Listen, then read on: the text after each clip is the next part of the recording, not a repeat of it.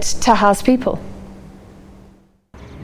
The state of this student resident building is in a dilapidated state and poses danger to the occupants.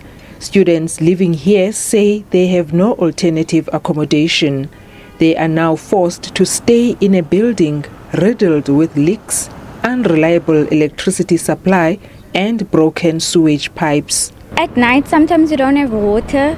There's no electricity. Sometimes there's leakage also from the roof. The water leaks, and it smells also like the drain piping. You can smell the sewage. I came here desperately looking for accommodation because I wanted to attend at school. So this was the only place that I could find.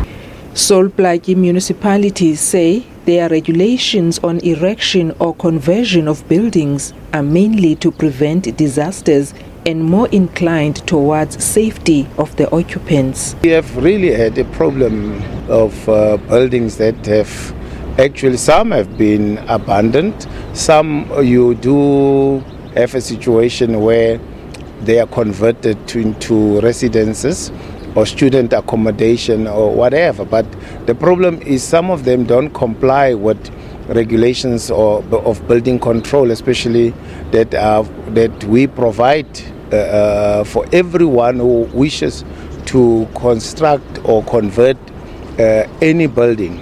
And in this case, we have issued a number of directives for compliance to different owners of such properties in the city.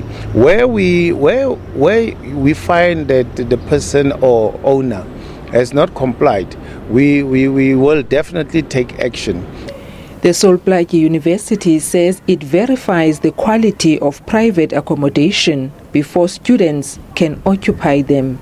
If there are students who are living in such facilities, then we'd want to ask, well, how did they end up there? Because it's not as though we don't have access. There are still some off-campus facilities. Remember, I described to you what off-campus is. Small, but accredited. There are still some off-campus facilities that have space available. So the question for me would be, how did we end up with students living in non-accredited facilities? The second issue is, how are they paying for those facilities? Because if they are deserving of NSFAS funding, we help students make sure that they apply.